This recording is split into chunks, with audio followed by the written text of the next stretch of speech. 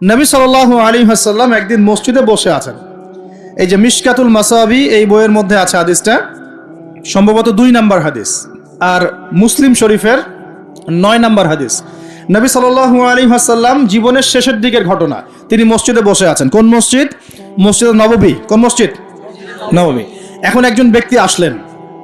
এই ব্যক্তির গায়ের জামাটা অত্যন্ত সাদা ধবধবা, চুলগুলো কুচকুচে কালো, এবং তাকে দেখে মুসাফির মনে হচ্ছে না, খুব টিপটাপ পরিপাটি একজন মানুষ ঢুকলেন, সুদর্শন। এসে নবী সাল্লাল্লাহু আলাইহি ওয়াসাল্লামের হাঁটুর সাথে হাঁটু লাগিয়ে দিয়ে বসে পড়লেন। যেমন করে আমরা আত্তাহিয়াতু লিল্লাহি ওই সময় বসি তাশাহুদের সময়, এইভাবে বসে তার 2 হাত নবী সাল্লাল্লাহু আলাইহি ওয়াসাল্লামের উরুর উপর রাখলেন। রেখে বলছেন, 4টা প্রশ্ন করছেন। কয়টা প্রশ্ন? প্রথম প্রশ্নই করছেন, ইয়া মুহাম্মদ, বলেন সাল্লাল্লাহু আলাইহি ওয়াসাল্লাম, আখবিরনি আনিল ইসলাম, হে নবী আমাকে ইসলাম সম্পর্কে বলুন। তখন নবীজি বলছেন, ইসলাম হচ্ছে আন তাশহাদু আল্লা ইলাহা ইল্লাল্লাহ ওয়া আন্না মুহাম্মাদান আবদুহু ওয়া রাসূলুহু। ইসলামের প্রথম বিষয় হচ্ছে তুমি আল্লাহই বিশ্বাস করবে, সাক্ষ্য দিবে আল্লাহ ছাড়া কোনো মাবুদ নাই, এবং মুহাম্মদ সাল্লাল্লাহু আলাইহি ওয়াসাল্লাম আল্লাহর বান্দা এবং রাসূল। এরপর আন তুকিমাস সালাহ, এরপর তুমি সালাত কায়েম করবে 5 ওয়াক্ত, ওয়া তুতিয়াজ যাকাত, তুমি যাকাত প্রদান করবে, ও তাসুমা রমাদান, রমজান মাসে সওম বা রোজা রাখবে, এবং সামর্থ্য হলে তুমি হজ করবে। সামর্থ্য হলে হজ। এই 5টা হচ্ছে ইসলামের ভিত্তি। তখন যে প্রশ্ন করছে সেই ব্যক্তি বলছে, সাদাক্ত, আপনি সত্য বলেছেন। কি বলছেন? আপনি সত্য বলেছেন। তখন উমর রাদিয়াল্লাহু আনহু পাশ থেকে তিনি খুব অবাক হয়ে গেলেন। তিনি বলছেন, ফাআজিবনা লাহু, আমরা অবাক হলাম তার উত্তর শুনে। ইয়াসআলুহু ওয়া ইউসাদ্দিকুহু, সে নিজেই প্রশ্ন করলো আবার নিজেই উত্তর দিচ্ছে। নিজেই প্রশ্ন করলো ইসলাম কাকে বলে, আবার নিজেই বলছে সত্য বলেছেন আপনি। তার মানে কি উত্তর তার আগে থেকে জানা আছে? উত্তর তার আগে থেকে জানা আছে। তো সবাই অবাক হয়ে গেল। এরপর তিনি দ্বিতীয় প্রশ্ন করলেন, এটা ফাখবিরনি আনিল ঈমান, হে নবী আমাকে ঈমান সম্পর্কে বলেন। কি সম্পর্কে? ঈমান। এই যে গায়েব, গায়েব সম্পর্কে, ঈমান সম্পর্কে বলেন। কারণ ঈমান মানেই গায়েব। ঈমান মানে কি? গায়েব। দেখেন, ঈমানের 6টা পিলার নবীজি বললেন। কয় পিলার? 6 পিলার নবীজি বলছেন। এখন ঈমান, আল ঈমান হচ্ছে আন তুমিনা বিল্লাহ, তুমি আল্লাহ বিশ্বাস করবে। কিসে বিশ্বাস করবে? আল্লাহ। দেখা যায়? আল্লাহকে দেখা যায়? আল্লাহ গায়েব না? গায়েব। ওয়া মালাইকাতিহি, আল্লাহর ফেরেশতা মণ্ডলীর প্রতি বিশ্বাস করবে। দেখা যায়? গায়েব না? আচ্ছা। ওয়া কুতুবিহি, আল্লাহ পাকের সমস্ত আসমানি কিতাবে বিশ্বাস করবে। কোরআন ছাড়া বাকিগুলো দেখা যায়? গায়েব না এগুলা? আচ্ছা। ওয়া রুসুলিহি, আল্লাহ পাকের সমস্ত রাসূলগণে বিশ্বাস করবে। দেখা গেছে রাসূল? আমরা কি আমাদের নবীকেও দেখেছি? এগুলো গায়েব না? গায়েব। ওয়াল ইয়াউমিল আখির, পরকালে বিশ্বাস করবে। পরকাল মানে মৃত্যুর পরের জীবন থেকে জান্নাত জাহান্নাম পর্যন্ত দেখেছি আমরা কেউ? এগুলো গায়েব না? গায়েব। ওয়া আন তুমিনা বিল কদরি খায়রিহি ওয়া শাররিহি, এবং তুমি তাকদীর বা ভাগ্যের ভালো মন্দে বিশ্বাস করবে। ভাগ্যকে দেখা যায়? লাউহে মাহফুজ আল্লাহ পাক ভাগ্য লিখেছেন না? দেখা যায়? কেউ জানে আগামীকাল কি হবে? জানে না। এই যে ঈমানের 6টা পিলার, এই 6টা পিলারকে মুখে স্বীকার করতে হয়, মনে বিশ্বাস করতে হয়, কাজেও বাস্তবায়ন করতে হয়। এই 6টা পিলার কি চোখে দেখা যায়? মুত্তাকিদের বৈশিষ্ট্য কি? আল্লাযীনা ইউমিনুনা বিল গায়বি, এই যে 6টা গায়েব, এগুলোতে যারা বিশ্বাস করে তারা হলো মুমিন। তারা কি? সুবহানাল্লাহ। আচ্ছা, আর 2টা প্রশ্ন বলে সামনে যাই। তৃতীয় প্রশ্ন করলেন, আখবিরনি আনিল ইহসান, আমাকে ইহসান সম্পর্কে বলেন। তখন নবীজি বলছেন, ইহসান হচ্ছে আন তা'বুদাল্লাহা কাআন্নাকা তারাহ, তুমি এমন ভাবে আল্লাহর ইবাদত করবে যেন তুমি আল্লাহকে দেখতে পারছো। বলেন সুবহানাল্লাহ। আল্লাহকে দেখা যায়? ওয়া ইল্লাম তাকুন তারাহ, তুমি যদি আল্লাহকে দেখতে না পারো, ফাইন্নাহু ইয়ারাক, তাহলে জেনে রাখবে আল্লাহ তোমাকে ঠিকই দেখছেন। দেখছেন না? এই কনসেপ্টটা, এই কনসিয়াসনেসের নাম হচ্ছে ইহসান, মানে আল্লাহকে হাজির নাজির জেনে ইবাদত করা। এই জিনিসটা যদি সবার ভিতরে থাকতো, কেউ কোনো দুর্নীতি করতে পারতো না, অন্যায় করতে পারতো না, কাউকে ঠকাতে পারতো না, সুদ খেতে পারতো না, ঘুষ খেতে পারতো না। কারণ সে ফিল করতো আর কেউ দেখুক না দেখুক আল্লাহ পাক আমাকে দেখছেন। এই জিনিসটা থাকলেই মানুষ পাপ থেকে দূরে থাকতে পারতো। আল্লাহ পাক আমাদেরকে ইহসান দান করুন বলি আমি। এটাই কিন্তু সুফিজমের একটা ভালো অংশ। অনেকে এটাকে সম্পূর্ণ বলেন যেটা প্রয়োজন নাই, হয়তো এরকম কথা আসে, কিন্তু এটা আধ্যাত্মিকত্বের দরকার আছে। এটা হলো ইহসান। এটাকে বলে ইহসানের মধ্য দিয়ে আল্লাহর মারিফত পাওয়া যায়। কি পাওয়া যায়? ইহসানের মধ্য দিয়ে আল্লাহর পরিচয়, আল্লাহর মারিফত পাওয়া যায়। যখন আপনি ফিল করবেন, বা আমি ফিল করতে পারবো যে আল্লাহ পাক আমাকে সবসময় দেখছেন, সবসময় আমার সাথে আল্লাহ পাক আছেন। সাথে আছেন মানে কি? আমার পাশে আছেন। আল্লাহ পাক তার জ্ঞান দিয়ে তার ক্ষমতা দিয়ে সবকিছু দিয়ে আল্লাহ পাক আমাকে পরিবেষ্টন করে রেখেছেন, রাখেন নাই? তার দৃষ্টির বাইরে যাওয়ার ক্ষমতা আমার আছে? তার জ্ঞানের বাইরে যাওয়ার ক্ষমতা আছে? তার ক্ষমতার বাইরে যাওয়ার ক্ষমতা আমার আছে? অতএব এই হলো আল্লাহ কনসিয়াসনেস, যেটাকে আমরা বলি আল্লাহ কনসিয়াসনেস, মানে এহসান। আল্লাহ পাককে হাজির নাজির জেনে ইবাদত করা, এটা হলো এহসান। এটা ইবাদতের অনেক উঁচু স্তর। সবাই কিন্তু শুরুতেই এহসান অর্জন করতে পারে না। আমলের মধ্য দিয়ে, জিকিরের মধ্য দিয়ে, হ্যাঁ, তাহাজ্জুদের মধ্য দিয়ে, ভালো ভালো দান খয়রাত, দান সদাকা, নামাজ, রোজা, হজ, জাকাত, বিভিন্ন আমলের মধ্য দিয়ে হৃদয় যখন পরিশুদ্ধ হয়, কলব যখন পরিশুদ্ধ হয়, আল্লাহওয়ালা মানুষের সোহবত পায়, আস্তে আস্তে দেখবেন তার মধ্যে আল্লাহর মারিফত চলে আসে। একবারে কিন্তু আসে না, একবারে আসে। এবং জিকির, বেশি বেশি আল্লাহর জিকির করতে হয়। জিকিরেই কলব কি হয়? তাজা হয়, পরিচ্ছন্ন হয়। আর জিকিরের সবচেয়ে শ্রেষ্ঠ জিকির হচ্ছে সালাত। সবচেয়ে শ্রেষ্ঠ জিকির কি? এটাই বলা যিকরুল্লাহি আকবার, এটা হচ্ছে আল্লাহ পাকের সবচেয়ে বড় জিকির। তারপরে অন্যতম বড় জিকির হচ্ছে কোরআন তেলাওয়াত করা। কি করা? কোরআন তেলাওয়াত। এরপরে তো আমাদের তাসবিহ, তাহলিল, জিকির, আজকারগুলো আছেই। তো আসুন, চতুর্থ প্রশ্ন নবীজি করছেন, নবীজিকে করা হচ্ছে ফাখবিরনি আনিস সাআহ। কে প্রশ্ন করছে? ওই ব্যক্তি জিবরাইল আলাইহিস সালাম মানুষের রূপ ধরে এসে প্রশ্ন করছেন। আর বলে রাখি, সাহাবীদের সামনে, সবার সামনে এই একবার মাত্রই তিনি মানুষের রূপ ধরে এসেছেন। সবার সামনে, সবার সামনে পাবলিকলি, নবীর সামনে পাবলিকলি, সাহাবীদের সামনে এই একবার তিনি সবার সামনে মানুষের রূপ ধরে এসেছেন। এটাকে বলে হাদিসে জিবরিল। তখন চতুর্থ প্রশ্ন তিনি করছেন, ইয়া মুহাম্মদ আখবিরনি আনিস সাআহ, আমাকে কিয়ামত সম্পর্কে বলেন। কি সম্পর্কে? কিয়ামত। দেখেন, 4টা মৌলিক প্রশ্নের একটা কিয়ামত সম্পর্কে। তার মানে 25% প্রশ্ন কিয়ামত সম্পর্কে। বুঝতে পারছেন? 4টা মৌলিক প্রশ্নের একটা কিন্তু কিয়ামত সম্পর্কে। কেন প্রশ্ন করলেন? কারণ সচেতনতা, সচেতন থাকা যায় যেন, কিয়ামতের সাইনগুলো দেখা গেলে, নিদর্শন দেখা গেলে সচেতন হওয়া যায় যেন, এজন্যে। হাত গুটিয়ে বসে থাকার জন্য না। প্রশ্ন করছেন কিয়ামত কবে হবে। নবীজি বলছেন, মাল মাসউলু আনহা বিআ'লামা মিনাস সাইল, এই বিষয়ে প্রশ্নকারী উত্তরদাতার চেয়ে বেশি জানে না। মানে উত্তরদাতা এবং প্রশ্নকারীর জ্ঞান এখানে আসলে সমান। এখানে কেউ জানে না কিয়ামত এক্স্যাক্টলি কবে হবে। কেউ কি জানে? জানে না। তখন তিনি আবার প্রশ্ন করছেন, 5 নম্বর প্রশ্ন। কত নম্বর? 5ম প্রশ্ন করছেন, ফাখবিরনি আন আমারাতিহা, তাহলে আমাকে কিছু আলামত বলে দেন। কি বলে দেন? এখন নবী সাল্লাল্লাহু আলাইহি ওয়াসাল্লাম অন্যান্য হাদিসগুলোতে অনেক আলামত বলেছেন, কিন্তু এই হাদিসে গিয়ে মাত্র 2টা আলামত বলছেন। কয়টা? মাত্র 2টা। আমি টুকটাক ক্ষুদ্র গবেষণা করে দেখেছি, বড় বড় যে আলামতগুলো আছে এগুলো বাদ দিয়ে ছোট ছোট যে আলামতগুলো আছে এগুলোকে এই 2টার মধ্যে ফেলে দেয়া যায়। এই 2টোর মধ্যেই ফেলে দেয়া যায়। একটু পরে বোঝাবো ইনশাআল্লাহ। তো নবীজি বলছেন মাত্র 2টো আলামত কিয়ামতের। কয়টা? একটা বলছেন তিনি, আনতালিদাল আমাতু রাব্বাতুহা, আনতালিদাল আমাতু রাব্বাতুহা, দাসী তার মনিবকে জন্ম দিবে। কি করবে? দাসী তার মনিবকে জন্ম দিবে। এবার দাসী কেমন করে মনিবকে জন্ম দেয়? দাসী বোঝেন কিনা? এখন তো দাসীর সিস্টেমটা নাই, আছে? এখন নাই, কিন্তু ইসলামে তো আছে, আছে না? আচ্ছা, দাসী মনিবকে জন্ম দিবে কিভাবে? এখানে 3টা ব্যাখ্যা পাওয়া যায়। একটা হচ্ছে যে পিতা মাতার সাথে শেষ জামানায় দাস দাসীর মতো আচরণ করা হবে। করা হচ্ছে কিনা? হচ্ছে না? অবশ্যই হচ্ছে। সম্পত্তির জন্য সন্তান পিতাকে হত্যা পর্যন্ত করছে কিনা? করছে না? এগুলো অহরহ হচ্ছে। জানি না আপনাদের অবস্থা কেমন। বড় বড় শহরগুলোর অবস্থা ভালো না। নীতি নৈতিকতা, সামাজিক মূল্যবোধ আস্তে আস্তে দিন দিন অবক্ষয় হচ্ছে না? হচ্ছে। এগুলো থেকে ফেরাবে কে? ইসলাম অন্য কিছু ফেরাতে পারবে? আসুন, দাসী মনিবকে জন্ম দিবে একটা ব্যাখ্যা হলো পিতা মাতার সাথে দাস দাসীর মতো আচরণ করা হবে, যেটা এখন হচ্ছে। বৃদ্ধাশ্রমের প্রয়োজন ছিল আগে, এখন দিন দিন বৃদ্ধাশ্রম বাড়ছে না? শেষ বয়সে গিয়ে আমাদের পিতা মাতারা একা হয়ে যাচ্ছে না?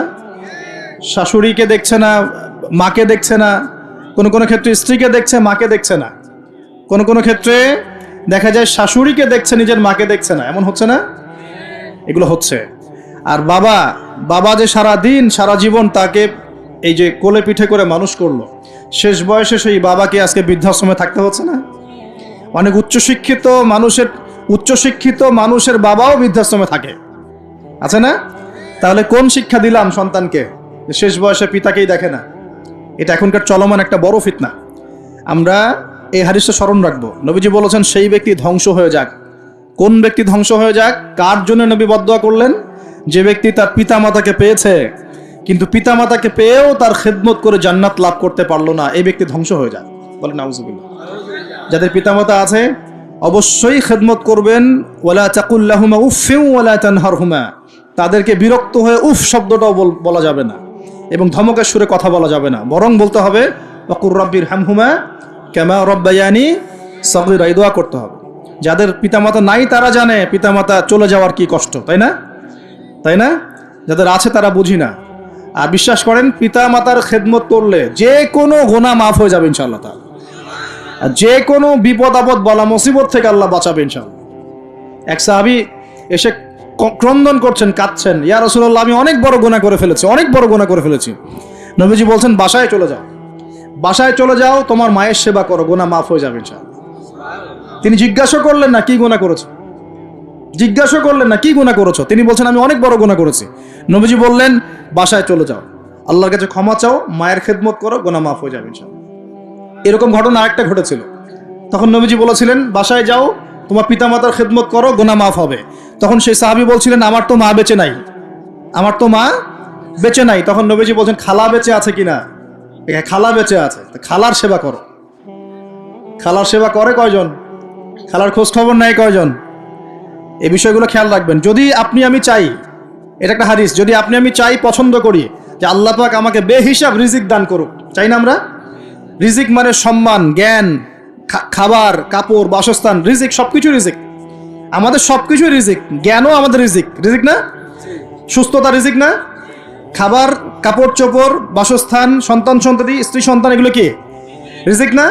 যদি আপনি চান রিজিক প্রশস্ত হোক তাহলে একটা কাজ করবেন, একটা কাজ, সেই কাজটা হচ্ছে আত্মীয়তার সম্পর্ক বজায় রাখবেন। কি করবেন? আত্মীয়তার সম্পর্ক বজায় রাখবেন। আত্মীয়তার সম্পর্ক বজায় রাখার জন্য কিছু মৌসুম আসে, যেমন রমজান মাস একটা মৌসুম।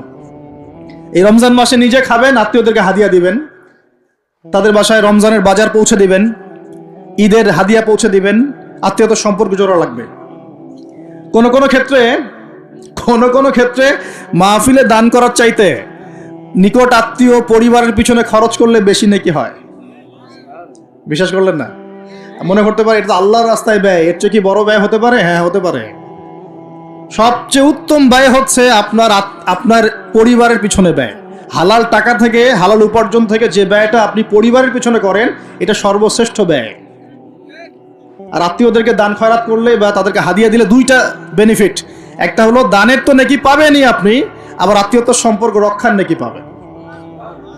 যখন আল্লাহ পাক সমস্ত সৃষ্টি করলেন মহাবিশ্বের, আর বিশ্বাস করেন প্রত্যেকটা সৃষ্টির কিন্তু প্রাণ আছে, বিশ্বাস করেন না? আকাশেরও জীবন আছে, এই মাটিরও জীবন আছে, পাহাড়ের জীবন আছে, সমুদ্রের জীবন আছে, সবকিছুর জীবন আছে। ওই সায়েন্স আমাদেরকে যেটা শেখায় এটা জীব, এটা জড়, এই সংজ্ঞা ঠিক না, এই সংজ্ঞা ঠিক না। তখন আল্লাহ পাক বলছেন যে শোনো, তোমার ব্যাপারে আমার ফয়সালা এবং ওয়াদা হচ্ছে যে তোমাকে টিকিয়ে রাখবে, যে তোমাকে টিকিয়ে রাখবে আমি তার ব্যাপারে খুব রহম হব, দয়ালু হব ইনশাআল্লাহ। আর যে তোমাকে নষ্ট করে ফেলবে তার সাথে আমি সম্পর্ক নষ্ট করে ফেলবো। আত্মীয়তার সম্পর্ক খুব ইম্পর্টেন্ট। তো রিজিক যদি প্রশস্ত হতে চান তাহলে অবশ্যই আত্মীয়তার সম্পর্ক বজায় রাখবে, ঠিক আছে? আল্লাহ তৌফিক দান করুন, আমিন। আর শেষ জামানায় তো ভাই বাবা ছেলের সাথে দূরত্ব, মা ছেলের সাথে দূরত্ব, ভাই ভাইকে দেখতে পারে না।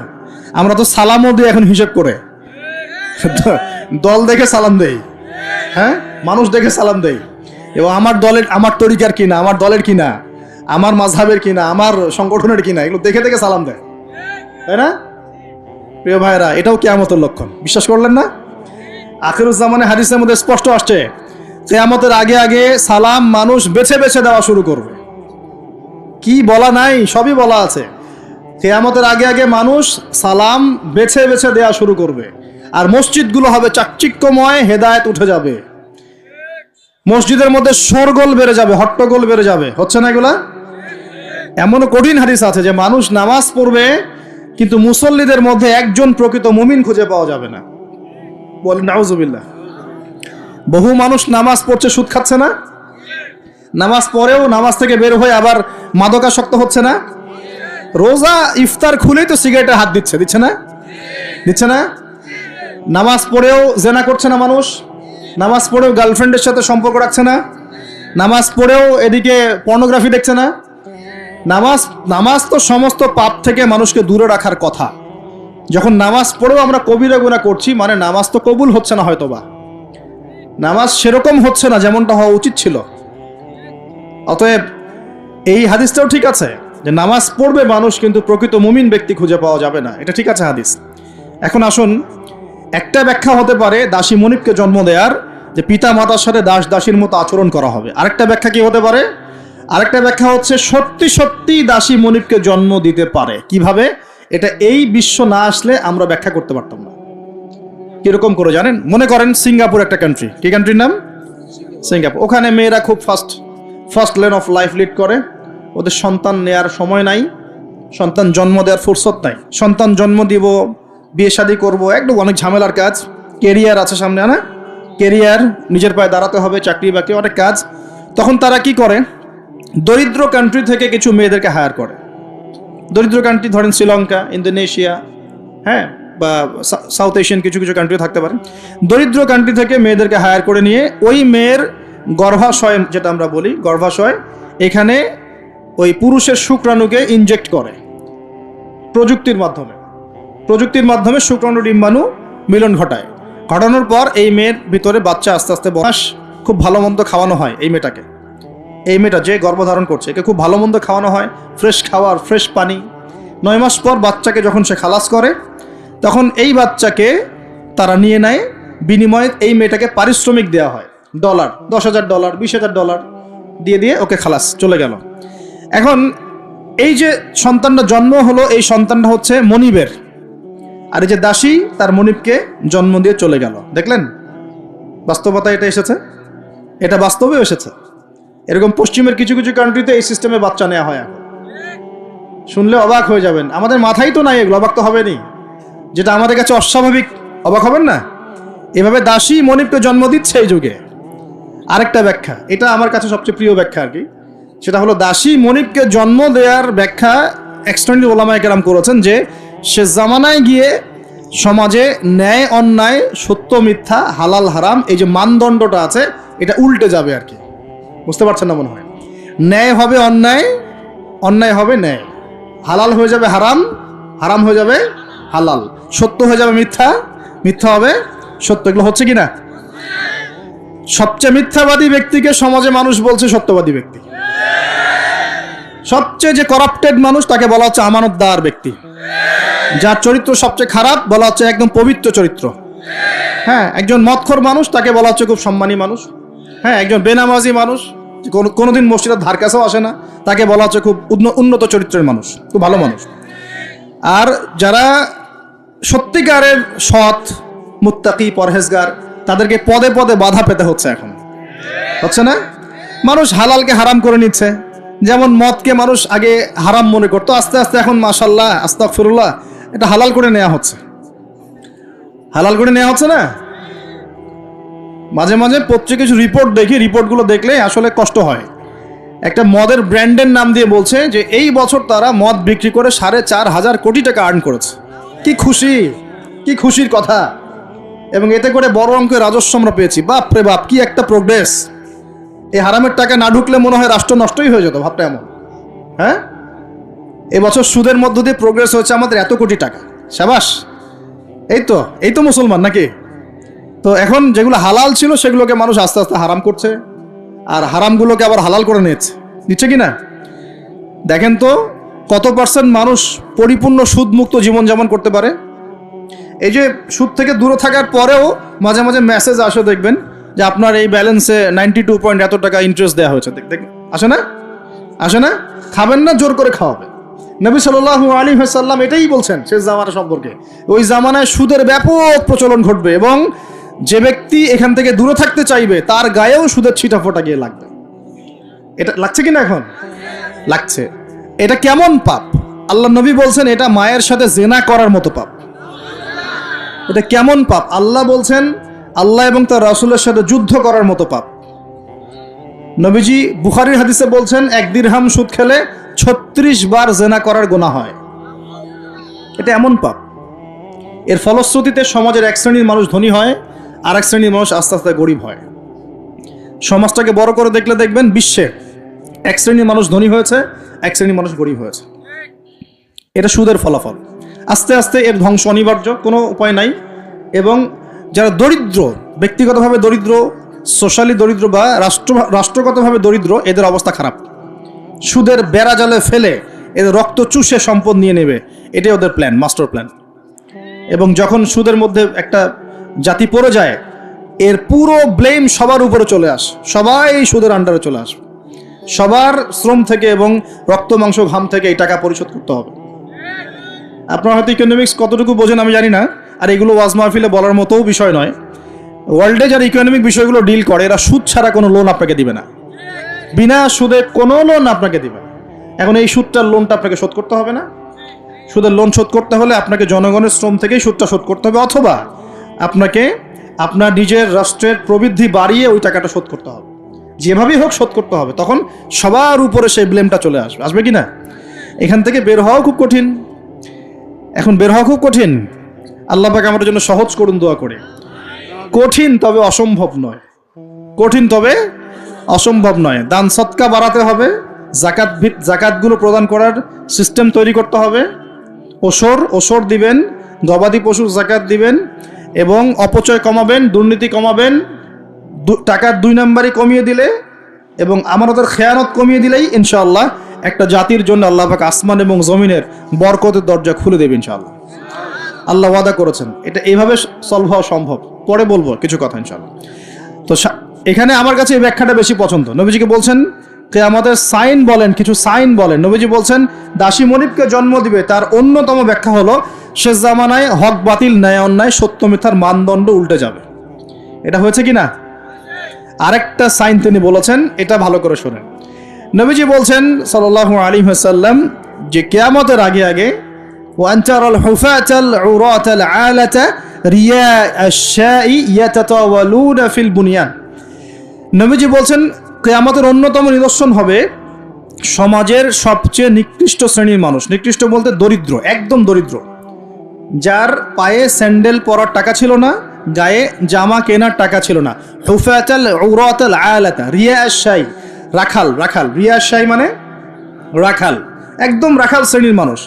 এরা কি করবে?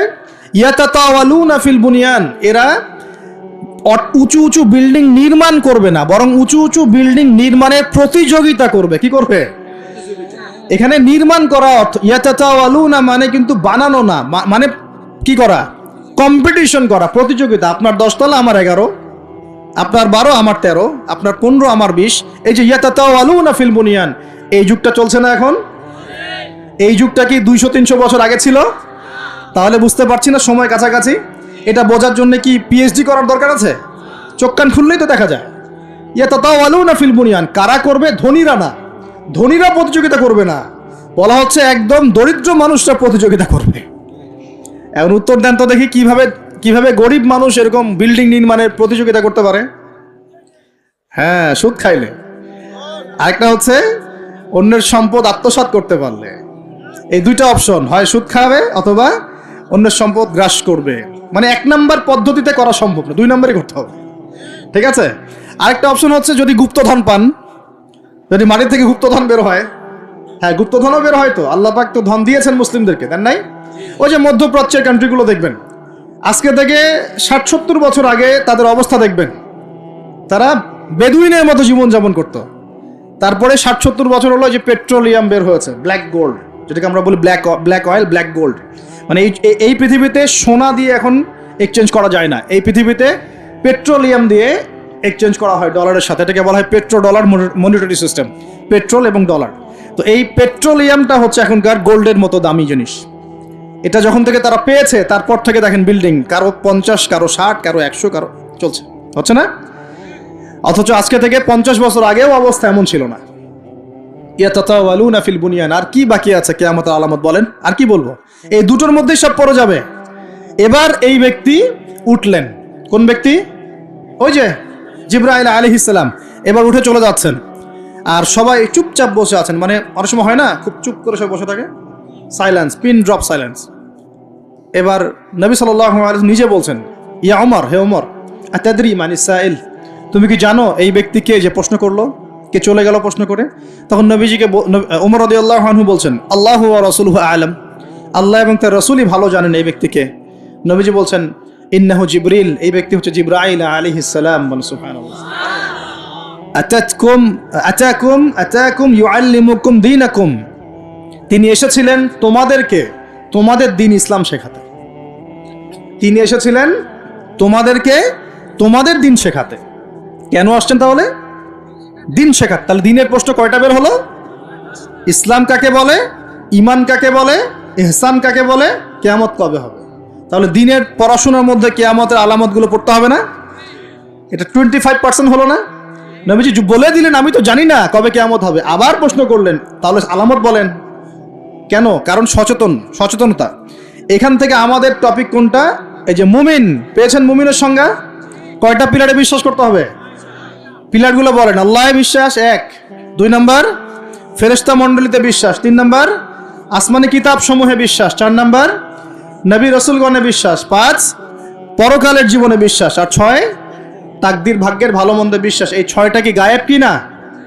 এখন একটু বোঝেন বর্তমান বিশ্বের সাথে আমাদের সংঘর্ষ কোথায়, একটু বোঝেন এবার। আমরা ইমানদার হতে হলে এই 6টা বিষয় বিশ্বাস করতেই হবে, না হলে কেউ মুমিন হতে পারবে না। আর এই 6টা বিষয় কি চোখে দেখা যায়, স্পর্শ করা যায়, পরীক্ষাগারে পরীক্ষা করা যায়, কোনো যুক্তি বিজ্ঞান দর্শন দিয়ে কোনো সিদ্ধান্তে আসা যায়? যায় না। আমরা এগুলো বিশ্বাস করি আল্লাহর ওহীর জ্ঞানের আলোকে। কিসের আলোকে? আল্লাহ পাক বলেছেন, রাসূল বলেছেন, বাস বিশ্বাস করি। এখানে আমরা কোনো যুক্তি বিজ্ঞান দর্শনের ধার ধারি না দাঁড়িয়ে।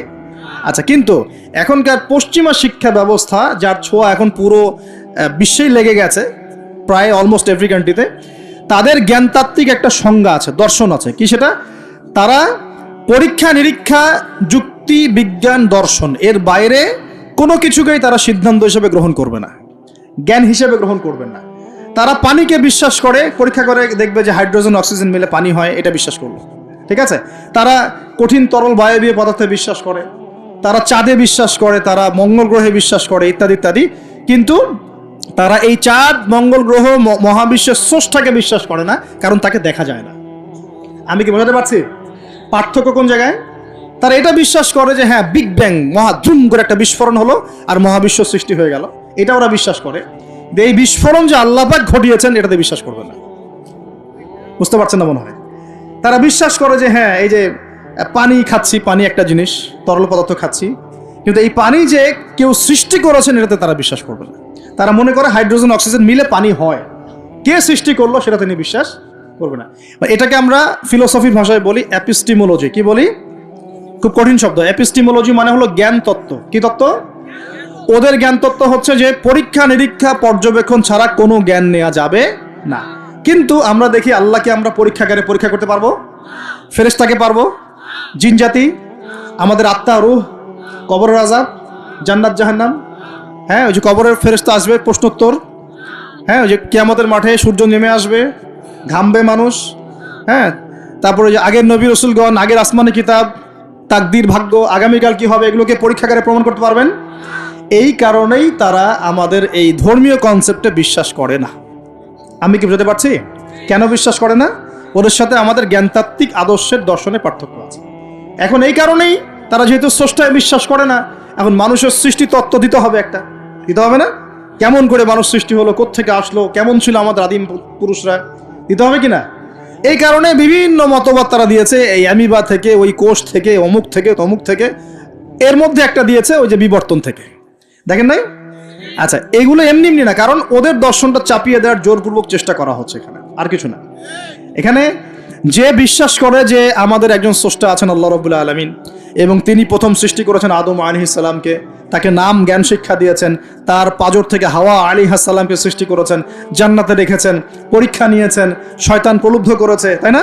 তারপর আমরা দুনিয়াতে চলে এসেছি, আমরা এসেছি জান্নাত থেকে পৃথিবীতে, এবং আমাদের পিতা, আদি পিতা আদম আলাইহিস সালাম এই কনসেপ্ট যে বিশ্বাস করে, তার কি বিবর্তনের প্রয়োজন আছে?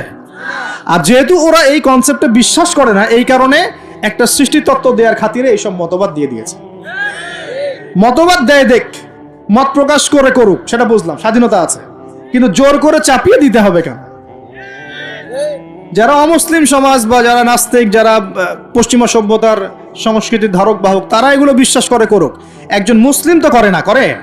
মুসলিম সমাজের মানুষ কি করে? তাহলে মুসলিম সমাজের মানুষকে এগুলো পড়াতে হবে কেন? এই জায়গাটাই তো সমস্যা। আমরা কি চাপিয়ে দিচ্ছি কোনো কিছু, যে আপনার ঘাট ধরে ইসলাম কবুল করো, এরকম কথা কেউ বলে? আমরা কি করি? আমরা কোরআন সুন্নাহ থেকে সত্যটা স্পষ্ট করি। যার ইচ্ছা হয় সে ইসলাম কবুল করবে, যার ইচ্ছা হয় সে করবে না। লাকুম দীনুকুম ওয়ালিয়া দিন, তোমার দিন তোমার জন্য, আমাদের দিন আমার জন্য। তোমরা যদি কোরআন সুন্নাহ মেনে নাও, আত্মসমর্পণ করো, ইনশাআল্লাহ তোমরা জান্নাতে যাবে, ইনশাআল্লাহ তোমরা আমাদের ভাই হয়ে যাবে।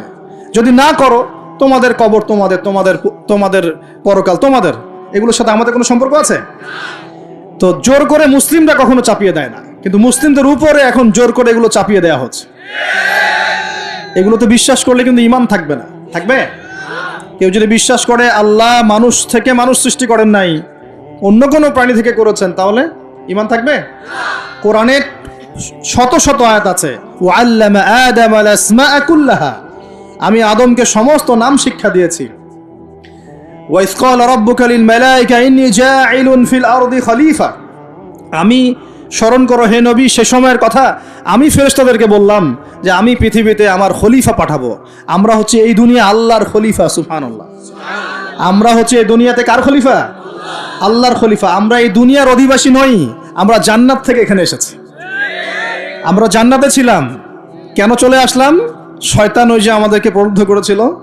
সূরা তাহা পড়বেন, আল্লাহ পাক ওখানে বলেছেন, শয়তান গিয়ে আদম আলাইহিস সালামকে বলছিল, ইয়া আদম, হে আদম, আল আদুল্লুকা, আমি কি তোমাকে বলে দিব, জানাবো কি, আলা শাজারাতিল খুলদি ওয়া মুলকিন লা ইয়াবলা, এমন গাছের কথা বলবো যার কাছে গেলে বা যার ফল খেলে তুমি রাজত্ব পাবে, চিরস্থায়ী রাজত্ব পাবে এবং কোনোদিন মরবে না। এই দুটো টোপ দিয়েছে, রাজত্ব পাবে, অমরত্ব পাবে।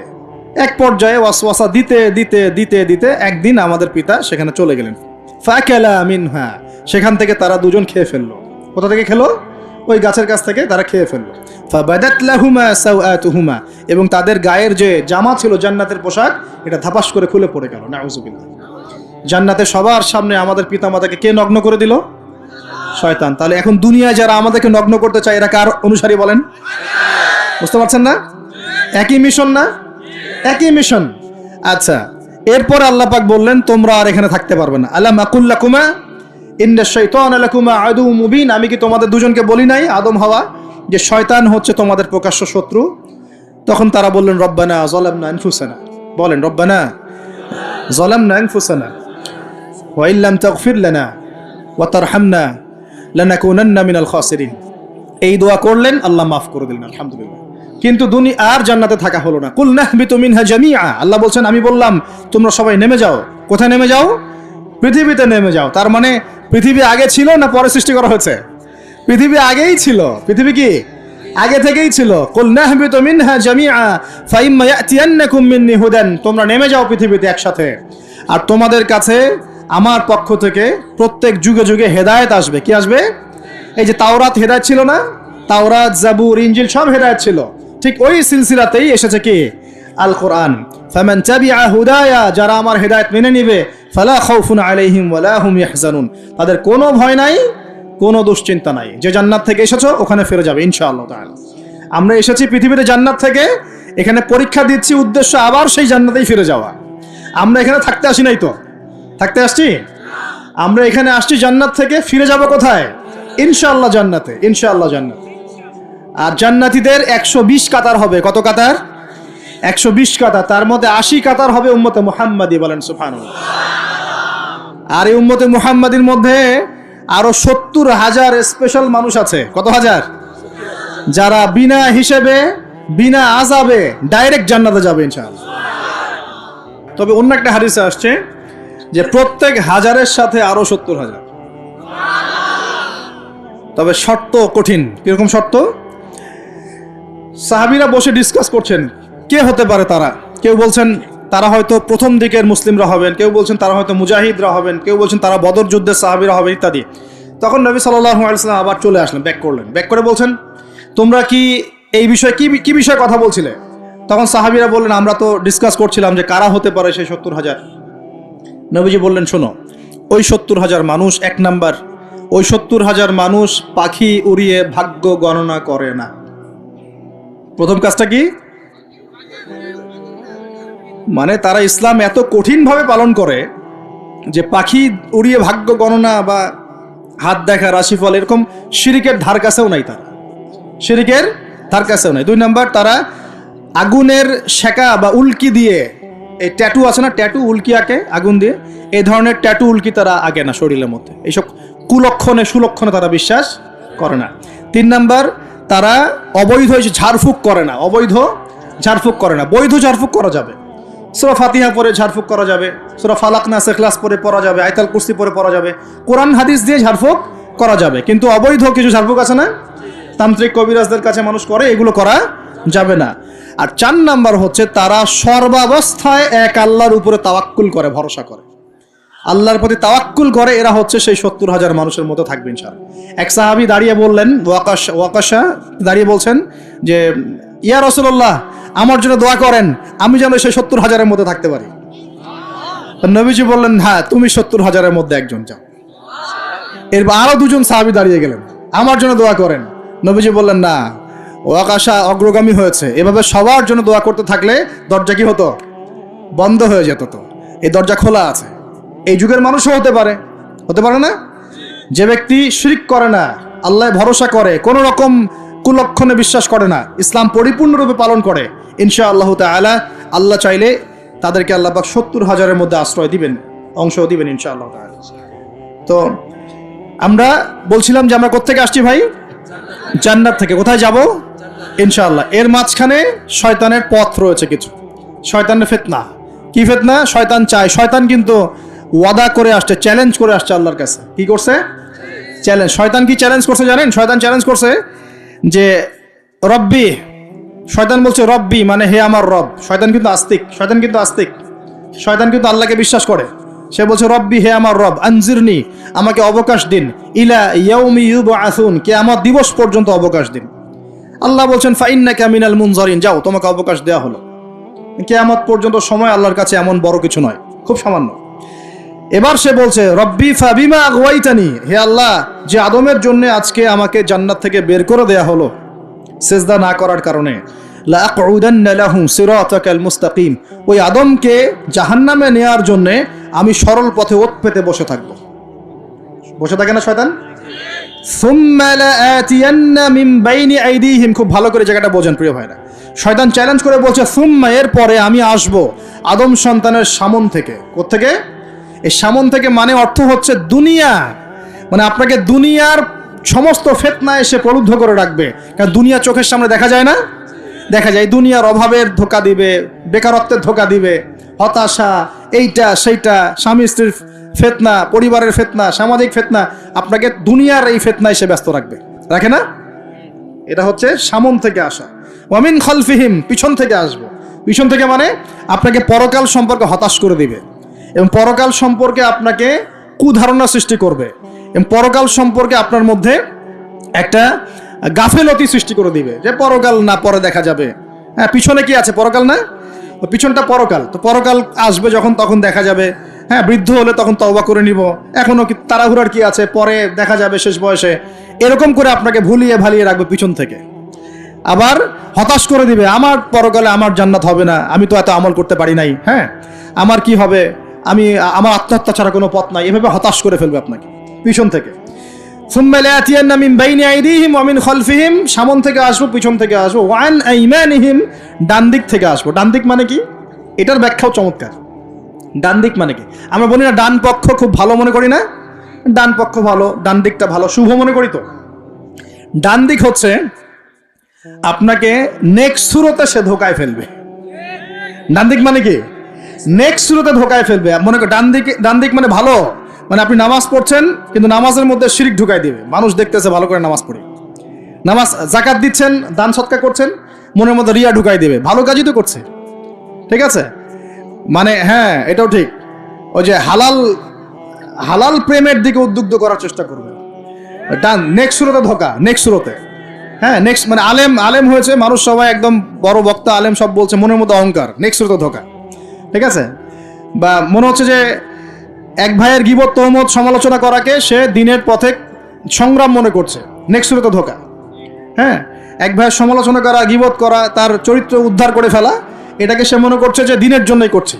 ঠিক আছে, নেক্সট সুরতে ধোকা, নেক্সট সুরতে ডান দিক থেকে মানে কি, নেক্সট সুরতে আপনাকে ধোকায় ফেলে দিবে। ফেলছে না? ফেলছে। কিন্তু এটা কিন্তু ডেঞ্জারাস। এটা কাদের জন্যে? এটা আবেদ মানুষদের জন্যই, যারা আল্লাহকে মানে, রাসূলকে মানে, চেষ্টা করে দিনের পথে চলার জন্য, এদেরকে সে ডান দিক থেকে আসবে আর কি। মানে আমাদের ক্ষেত্রে আল্লাহ পাক হেফাজত করুন বলি আমিন। আর চতুর্থটা হলো ওয়ান শামাইলিহিম, ওদের বাম দিক থেকে আসবে। এটা কেমন? এটা হচ্ছে ফাসেক জালেম শ্রেণীর মানুষ যারা, তাদের সামনে মদ, জুয়া, জেনা সবকিছু উন্মুক্ত করে দিবে, এগুলোর পিছনে ছোট এক। তো এইভাবে চতুর্দিক থেকে শয়তান আসবে এবং বলবে, আল্লাহকে বলেছে ওয়ালা তাজিদু আকসারহুম শাকিরিন, আল্লাহ আপনি বেশিরভাগ আদম সন্তানকেই শুকরগুজার পাবেন না। এটা কি বাস্তব না? এখন বেশিরভাগ মুসলিম নামাজ পড়ে না? পড়ে না? বেশিরভাগ মুসলিম যাকাত দেয় কি দেয় না? রমজান মাস আসছে দেখবেন বেশিরভাগই অনেকেই রোজা রাখবে না, আছে না? রমজান মাসে মানুষ বেপরদায় চলছে না? রোজা রেখেও মানুষ মাপে কম দিবে না? নামাজ পড়েও সুদ খাচ্ছে না? মানে বেশিরভাগ মানুষ কিন্তু সত্যি সত্যি আল্লাহর পথে নাই। এই পৃথিবীতে বেশিরভাগ মানুষ বলছে আল্লাহর সন্তান আছে, নাউজুবিল্লাহ। খ্রিস্টানরা বলছে না আল্লাহর সন্তান আছে? তো বেশিরভাগ মানুষকে আমি পথভ্রষ্ট করে ছাড়বো, শয়তান কিন্তু বলে গেছে, এবং সেটা কিন্তু বাস্তব হচ্ছেও। আল্লাহ পাক অন্য সূরায় বলেছেন ওয়া কালিলুম মিন ইবাদিয়াশ শাকুর, আমার শুকরগুজার বান্দা খুব কম হবে। কি হবে? কম হবে। হাদিসের মধ্যেও আসছে যে তোমরা ৭৩ দলে ভাগ হয়ে যাবে। কত দল? তার মধ্যে একটা মাত্র দল জান্নাতে যাবে। কয়টা দল? মা আনা আলাইহি ওয়া আসহাবি, আমি যার উপরে আছি, আমার সাহাবীরা যার উপরে আছেন। তো বুঝতে পারছি যে জাহান্নামে বেশিরভাগ মানুষই যাবে, অল্প মানুষই জান্নাতে যাবে। তবে জান্নাতীদের মধ্যে বেশিরভাগ হবে উম্মতে মুহাম্মাদের মতে ইনশাআল্লাহ তাআলা।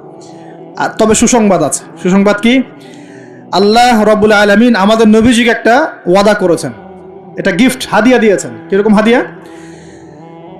আমাদের নবীজিকে আল্লাহ পাক বলেছেন, হে মুহাম্মদ সাল্লাল্লাহু আলাইহি ওয়াসাল্লাম, তোমার উম্মতের মধ্যে কোনো ব্যক্তি যদি আসমান জমিনের সমান গুনাহ করে কিন্তু তার আমল নামায় শিরকের কোনো পাপ থাকে না, শিরকের কোনো গুনাহ নাই, আমি তার সামনে আসমান জমিন সমান ক্ষমা নিয়ে হাজির হব ইনশাআল্লাহ। মানে যে ব্যক্তি লা ইলাহা ইল্লাল্লাহ মন থেকে পড়েছে, আমল করার চেষ্টা করেছে, শিরক থেকে বেঁচে থাকার চেষ্টা করেছে, ইনশাআল্লাহ একদিন না একদিন সে জান্নাতে যাবেই যাবে ইনশাআল্লাহ। এটা তো খুশির কথা আমাদের জন্য।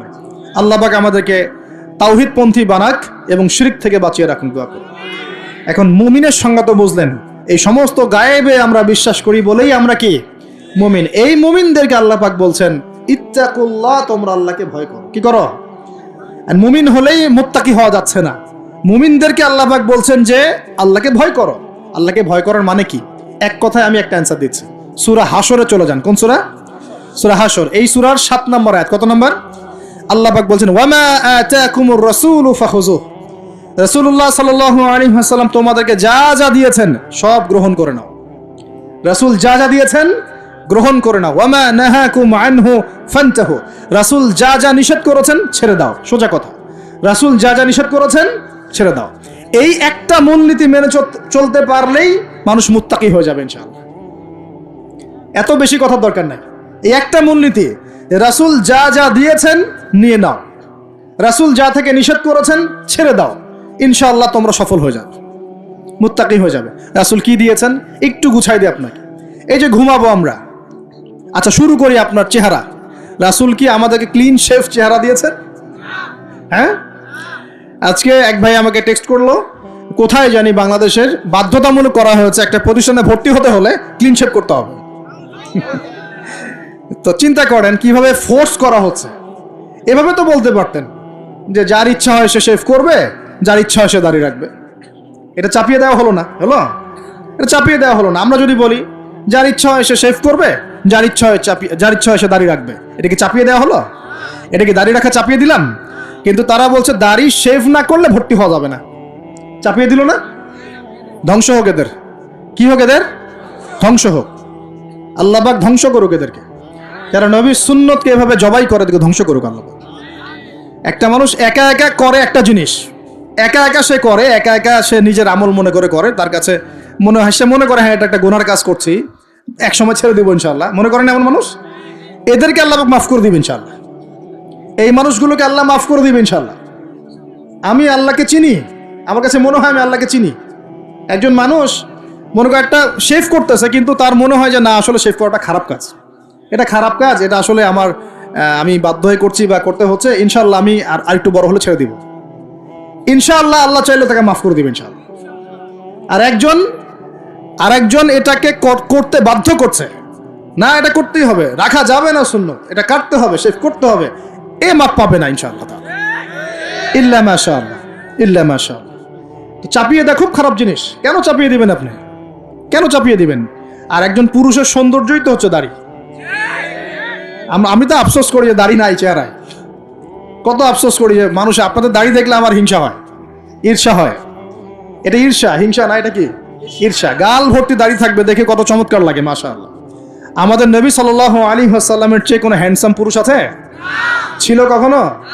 নবী সাল্লাল্লাহু আলাইহি ওয়াসাল্লামের দাড়িগুলো এত সুন্দর ছিল, দাড়ি দিয়ে খুশবু বের হতো, সুবহানাল্লাহ। এমনিতেই দাড়িতে মেহেদি না দিয়েই দাড়ি একটু ব্রাউন রঙের দাড়ি ছিল, মেহেদি দেওয়া লাগতো না, এমনি ব্রাউন কালার দাড়ি। বুঝতে পারছেন না মনে হয়? অনেক টকটকা ফর্সা মানুষ ছিলেন তিনি। আমাদের একদম উপর লেভেল থেকে শুরু করে বাথরুমের টয়লেট পর্যন্ত সব এখন পশ্চিমা কালচারে চলছে। কোন কোন জায়গায় এমন টয়লেট দেখা যায় যে দাঁড়ায়ও পেশাব করার বুদ্ধি নাই, দেখেন নাই মনে হয়? একটা তো স্টেনজা করতে হয় বা পায়ে ভর দিয়ে। কোন পায়ে?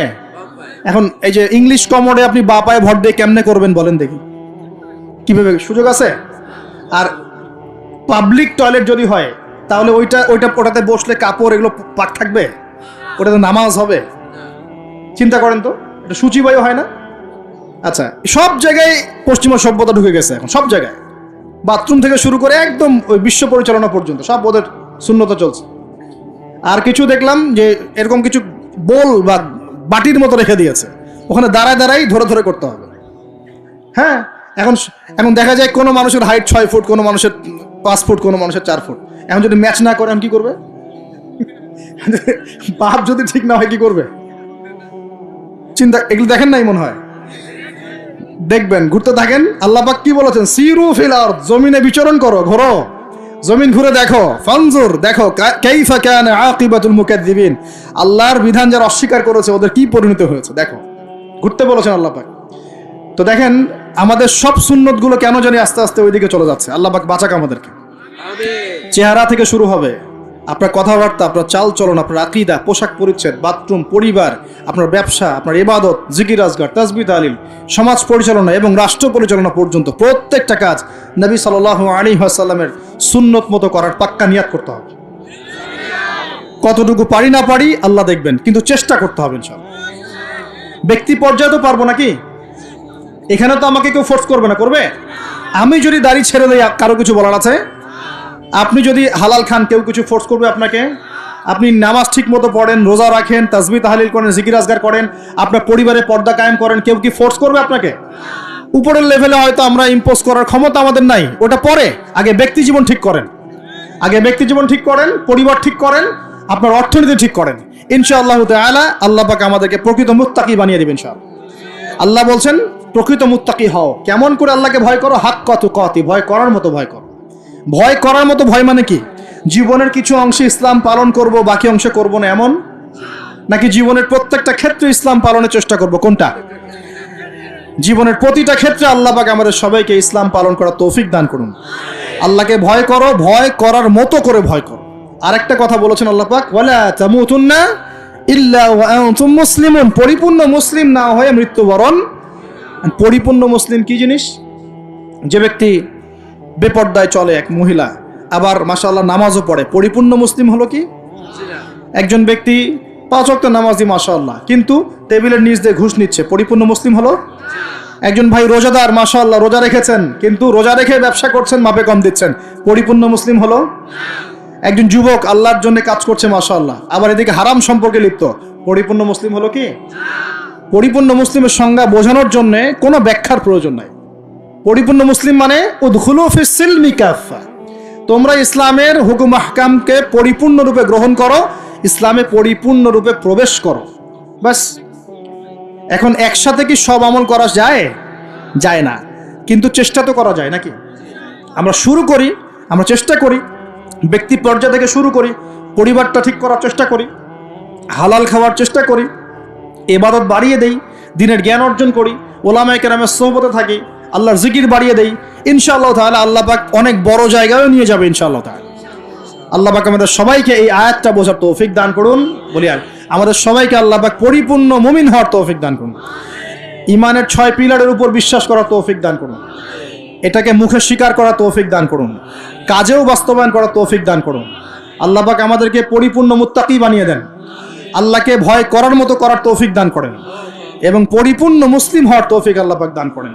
তাহলে 2টা এক্সাম্পল দিয়ে আমি শেষ করব। পরিপূর্ণ মুসলিমের এক্সাম্পল আল্লাহ পাক দিয়েছেন ইব্রাহিম আলাইহিস সালামের মতো। কোথায়? ইব্রাহিম আলাইহিস সালামের স্ত্রীকে এবং সন্তানকে আল্লাহ পাক বলছেন রেখে আসো ওই মক্কার জনমানব শূন্য জায়গায়। ওই মক্কায় কোনো মানুষ ছিল, কোনো খাবার, কোনো পানি? ইব্রাহিম আলাইহিস সালাম কি বলেছিলেন আল্লাহ আমি কেন তাকে এখানে রেখে আসবো, কি যুক্তি এর পিছনে, কি লজিক, কি সায়েন্স? বলেছিলেন নাকি আল্লাহ পাক বলেছেন বাস আমল করেছেন? সামি'না ওয়া আতা'না, শুনলাম মানলাম, শুনলাম মানলাম, শুনলাম মানলাম, এর নাম ইসলাম। কোনো প্রশ্ন করা যাবে না। প্রত্যেকটা প্রশ্নের উত্তর আছে ঠিকই, প্রতিটা প্রশ্নের উত্তর ঠিকই আছে, কিন্তু সব উত্তর বোঝার জ্ঞান আল্লাহ পাক আমাকে দেন নাই। নামাজ যে আল্লাহ পাক পড়তে বলেছেন, নামাজ পড়লে আমরা পরকালে জান্নাতে যাব ইনশাআল্লাহ, ইনশাআল্লাহ নামাজ পড়ার মধ্য দিয়ে আমাদের সমাজের ঐক্য হবে ইত্যাদি অনেক ব্যাপার আছে। আপনার ফিজিক্যালও অনেক উপকার আছে, নামাজ পড়লে শারীরিক অনেক উপকারও আছে, কিন্তু সব কিছু তো আর ব্যাখ্যা করার প্রয়োজন নাই। আল্লাহ বলেছেন করো, নিশ্চয়ই এর মধ্যে কল্যাণ আছে, ব্যাস। আল্লাহ বলেছেন জাকাত দাও, জাকাত দিতে আল্লাহ বলেছেন দিতে হবে। এটা কেন দিব? আল্লাহ কি অন্যকে খাওয়াতে পারেন না? আমাকে খাওয়াতে হবে কিনা? এত যুক্তি তর্কের দরকার নাই। আল্লাহ পাক জাকাত দিতে বলেছেন, নিঃসন্দেহে এর পিছনে অর্থনৈতিক সমৃদ্ধি আছে। আল্লাহ বলেছেন রমজান মাসে রোজা রাখো, এটা এটা এটা রাখলে আধ্যাত্মিক অর্জন হবে, তাকওয়া অর্জন হবে। আমরা রমজান মাসে তারাবি পড়ি, ইবাদতের মৌসুম, কোরআন খতম দেই, আমরা জিকির করি, অন্যকে ইফতার করাই, জাকাত দেই, সদকাতুল ফিতর দেই, কত ইবাদত করি রমজান মাসে। আল্লাহ পাক করতে বলেছেন, এর পিছনে আরো অনেক কল্যাণ আছে, হয়তো আমরা জানি না। আমার শরীরে হয়তো এমন অনেক সমস্যা হতো যেটা রমজান মাসে রোজা রাখার ফলে শরীর ঠিক হয়ে গেছে, হবে না? এই ওযু করি, আমরা ওযু করি পবিত্রতা অর্জন করার জন্য, নামাজের জন্য, কিন্তু এই ওযু করার বদৌলতে অনেক ভাইরাস ব্যাকটেরিয়া থেকে আল্লাহ আমাদেরকে বাঁচান না? সব কিছুর পিছনে কোনো না কোনো কারণ আছে, সব কারণ হয়তো আমার জানা নাই। এই জন্য আল্লাহ পাক বলেছেন সামি'না আতা'না, এর নাম মুসলিম। শুনলাম মানলাম, এর নাম মুসলিম। সব এত প্রশ্ন করা যাবে না, ওইটা কেন, এইটা কেন, পর্দা কেন, এই যুগে পর্দা কেন, ইসলামের চোরের হাত কাটার বিধান কেন? কেন হাত কাটার বিধান? এই এলাকায় যদি একটা চোরকে সবার সামনে হাত কেটে দেয় কেউ, এলাকায় চুরি বাড়বে না কমবে? কি মনে হয় আপনাদের? আর যদি তাকে বিভিন্ন ফাঁক করে বের করে দেন, ছেড়ে দেন, চুরি আরো বাড়বে না কমবে? আরো বাড়বে, আরো বাড়বে। ও দেখবে যে ধর্ষণ করলে কোনো শাস্তি নাই, আরো করব। মদ খাইলে কোনো শাস্তি নেই, আরো খাবো। চুরি করলে কোনো শাস্তি হয় না, আরো করব। বাস এই তো বাড়তেই আছে দিন দিন এগুলা। আর যদি সবার সামনে ধরে একটা ধর্ষককে ফাঁসি দিয়ে দেন, আর ভয়ে কেউ ধর্ষণ করার চেষ্টা করবে না। আল্লাহ পাকের বিধান প্রতিটাই কল্যাণকর। এখন মানুষকে এগুলো বোঝাতে হয়। আফসোস, কিছু মানুষ বলে ভাই সব জায়গায় ধর্ম টেনে আনবেন না। সব জায়গায় ধর্ম টেনে আনবো না মানে কি? সব জায়গায় আপনার মন গড়া বিধান টেনে আনবেন না, সব জায়গায় ধর্ম ঠিকই চলবে। আমাদের এটা কি শুধু ধর্ম না, জীবন ব্যবস্থা? জীবন ব্যবস্থা কি পুরো জীবন কেন্দ্রিক হয় না? এখানে ব্যক্তি জীবনের হেদায়েত নাই, এখানে পারিবারিক হেদায়েত নাই, অর্থনৈতিক হেদায়েত নাই, সামাজিক হেদায়েত নাই। তাহলে সব জায়গায় ইসলাম চলবে না কেন? কেন চলবে না? এটাই হলো আমাদের এখনকার বিশ্বের চ্যালেঞ্জ। এই জায়গায় সবাইকে আবার পরিপূর্ণ মুসলিম হওয়ার তৌফিক আল্লাহ পাক দান করুন বলি। আরেকটা এক্সাম্পল দিব। হ্যাঁ, সন্তানকে কুরবানি করতে বলেছেন আল্লাহ পাক, মনে আছে? ইব্রাহিম আলাইহিস সালামকে বলেছিলেন কেন এই ছোট্ট বাচ্চাটাকে হত্যা করব, জবাই করব? আল্লাহ পাকের হুকুম এসেছে, চোখ বন্ধ করে পালন করতে গিয়েছে। আল্লাহ পাক তো চান নাই যে সন্তানকে হত্যা করা হোক। আল্লাহ পাক পরীক্ষা নিয়েছে, আল্লাহ পরীক্ষা নিয়েছে। ওই স্মৃতি কিয়ামত পর্যন্ত মানুষ ঈদুল আজহায় পালন করে না? শুধুমাত্র ওই স্মৃতির ফলে দেখবেন কোটি কোটি মিলিয়ন মিলিয়ন মানুষের পেটের মধ্যে খাবার যায়। ওই যে কুরবানি দেয়, খেয়াল করে দেখবেন, তাই না? কোটি কোটি মানুষ সেই গোশত খায় না? একটা ঘটনাকে দিয়ে আল্লাহ রাব্বুল আলামিন কিয়ামত পর্যন্ত মিলিয়ন বিলিয়ন মানুষকে খাওয়ানোর ব্যবস্থা করেছেন। এটাই একমাত্র ব্যাখ্যা নয়, আমি জাস্ট একটা ব্যাখ্যা করলাম, আরো অনেক ব্যাখ্যা আছে। এটা একটা পরীক্ষা। আল্লাহ রাব্বুল আলামিনের প্রতিটা বিধানই মানবতার কল্যাণে। চোখ বন্ধ করে বিশ্বাস করলে সে মুসলিম। আল্লাহ পাক এটাই বলছেন, ওয়ালা তামুতুন্না, ভুলেও মৃত্যুবরণ করো না। ওয়ালা তামুতুন্না, ভুলেও মৃত্যুবরণ করো না। ইল্লা ওয়া আনতুম মুসলিমুন, পরিপূর্ণরূপে ইসলাম কবুল না করে, আত্মসমর্পণ না করে ভুলেও মৃত্যুবরণ করো না। মৃত্যু কবে আসবে জানি? তাহলে কি অপেক্ষায় বসে থাকবো, নাকি এই সুযোগ থাকতেই পরিপূর্ণ মুসলিম হব? কোনটা? খালি একটা কাজ করতে হবে, আল্লাহ রাসূল যা দিয়েছেন তা গ্রহণ করব, যা ছাড়তে বলেছেন ছেড়ে দেবো ইনশাআল্লাহ। কোরআনে যা আছে আমল করার চেষ্টা করব, যা নাই ছেড়ে দেবো ইনশাআল্লাহ। যদি দেখা যায় বাধ্য হয়ে আমি পাপে লিপ্ত হয়ে যাচ্ছি, হতাশ হবেন না, তওবা করে আবার ফিরে আসবেন। পথ চলতে গিয়ে হোঁচট খেয়েছেন, ভালো পথে চলছেন কিন্তু হোঁচট খেয়েছেন, হতাশ হবেন না, ওযু করবেন, নামাজ পড়ে আবার তওবা করবেন ইনশাআল্লাহ। যতবার পাপ হবে ততবার তওবা করবেন ইনশাআল্লাহ। আল্লাহ পাক আমাদের চেষ্টা দেখবেন ইনশাআল্লাহ। আমল দিয়ে কেউ জান্নাতে যাবে না, আমল দিয়ে কেউ জান্নাতে যেতে পারবে না। আল্লাহ পাক যাকে রহম করবেন, দয়া করবেন, শুধু সে ব্যক্তি জান্নাতে যাবে ইনশাআল্লাহ। আর ইনশাআল্লাহ যদি আমরা চেষ্টা করি, মন থেকে 100% চেষ্টা করি, ইনশাআল্লাহ আল্লাহ পাক ওই চেষ্টার ওসিলায় হলেও আমাদেরকে মাফ করে দেবেন ইনশাআল্লাহ। আমরা আশাবাদী আল্লাহ পাক আমাদের সবাইকে ক্ষমা করবেন ইনশাআল্লাহ তাআলা। আমরা শিরক করব না, বেদাতি আমলে যাব না, হারাম খাবো না, আল্লাহর হুকুম আহকামের বিরুদ্ধাচরণ করব না, এবং নবীর সুন্নত মেনে চলার চেষ্টা করবো ইনশাআল্লাহ তাআলা। আল্লাহ পাক এই ওসিলায় আমাদের সবার গুনাহগুলোকে মাফ করে দেন। আমরা দোয়া করি আল্লাহ পাক সবাইকে যেন পরিপূর্ণ মুসলিম হওয়ার তৌফিক দান করেন, নামাজি বানিয়ে দেন, আসন্ন রমজানে 30টা রোজা সুস্থতার সাথে রাখার তৌফিক দান করেন।